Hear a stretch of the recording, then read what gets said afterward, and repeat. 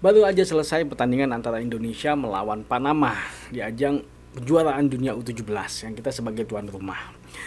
Di pertandingan ini Indonesia berhasil menahan imbang lagi Panama, dan sebelumnya Indonesia sudah berhasil menahan imbang Ekuador dengan skor 1-1 juga, yang membuat Indonesia saat ini meraih 2 poin. Kita lihat dulu statistik dari Indonesia melawan Panama. Jadi kesempatan menciptakan gol kita kalah dari Panama karena memang dia sebanyak 14 kali, kita hanya 8 kali.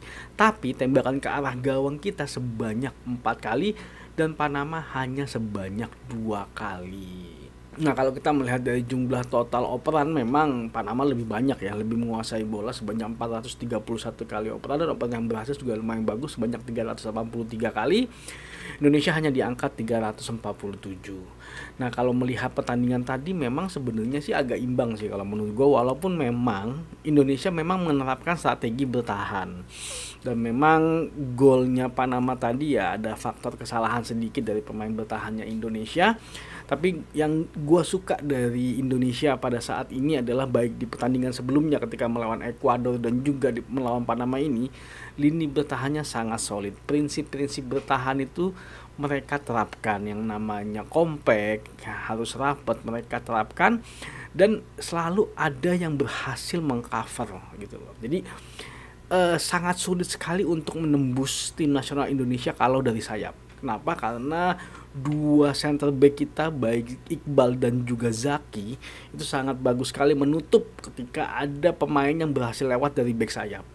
Dia beberapa kali gue lihat momennya memang ketika lewat langsung dipotong sama back tengah kita Zaki ataupun Iqbal, langsung dipotong, dan itu membuat memang susah sekali. Buktinya Panama hanya mendapatkan 2 kali tembakan ke arah gawang, walaupun secara kesempatan mereka mendapatkan sebanyak 14 kali, tapi ke arah gawangnya hanya sebanyak 2 kali. Karena memang mereka sangat susah masuk untuk ke kotak penalti, dan mereka akhirnya memang berhasil memanfaatkan itu dengan memanfaatkan skill individunya mereka ya. Dan memang gue tahu pemain bertahan agak berhati-hati karena takut menciptakan penalti, tapi akhirnya mereka berhasil menciptakan gol. Tapi di babak kedua luar biasa, sangat efektif sekali serangan dari Indonesia, walaupun ini tercipta dari set piece gitu loh.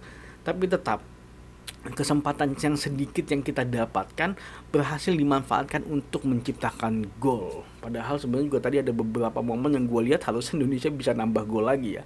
Tapi sangat disayangkan tendangannya masih bisa ditangkap oleh penjaga gawangnya dari Panama.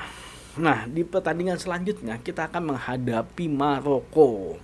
Kalau kemarin gua nonton Panama lawan Maroko, sebenarnya walaupun Maroko menang, sebenarnya serangan lebih didominasi oleh Panama. Tapi serangan balik dari Maroko sangat berbahaya sekali dan patut diwaspadai kalau menurut gua. Tapi mereka tadi sore ternyata tidak bisa menang melawan Ekuador. Mereka kalah dari Ekuador dengan skor 2-0. Gua nggak nonton sih pertandingannya, gua belum sempat nonton. Tapi gua melihat secara statistik, kesempatan menciptakan golnya Ekuador lebih banyak sebanyak 10 kali, dan Maroko pun sebenarnya tembakan ke arah gawangnya sebanyak 4 kali, tapi mereka tidak berhasil mengkonversi itu menjadi gol. Dan padahal Ekuador hanya sebanyak 3 kali. Dan secara total operan memang Ekuador lebih mendominasi daripada Maroko, seperti kemarin juga seperti itu antara Panama dengan Maroko.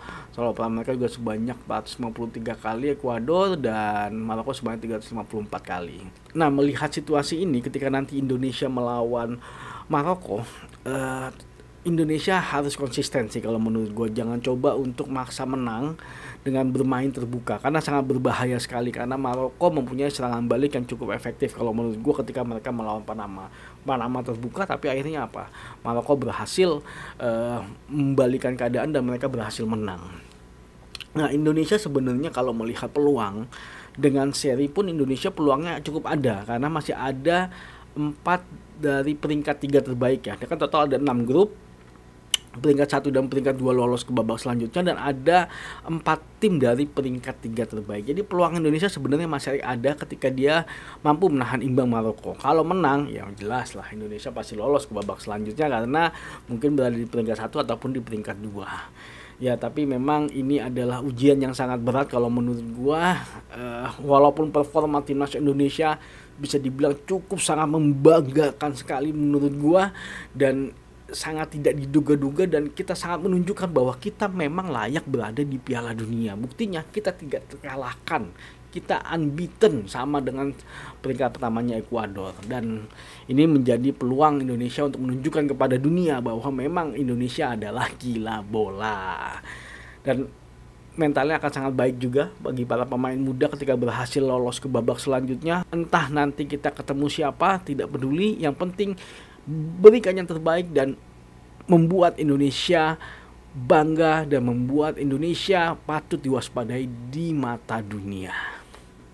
Oke, kita lihat nanti seperti apa pertandingan selanjutnya antara Indonesia melawan Maroko. Tapi gue yakin banget Indonesia mudah-mudahan bisa menahan imbang atau mungkin bisa menang lah, mudah-mudahan. Tapi nanti kita lihat seperti apa, karena ini adalah pertandingan terakhir. Yang penting mental tetap dijaga. Oke, terima kasih sudah nonton video ini. Jangan lupa saksikan terus berita mengenai sepak bola Indonesia di channel ini. Maju sepak bola Indonesia, Indonesia juara.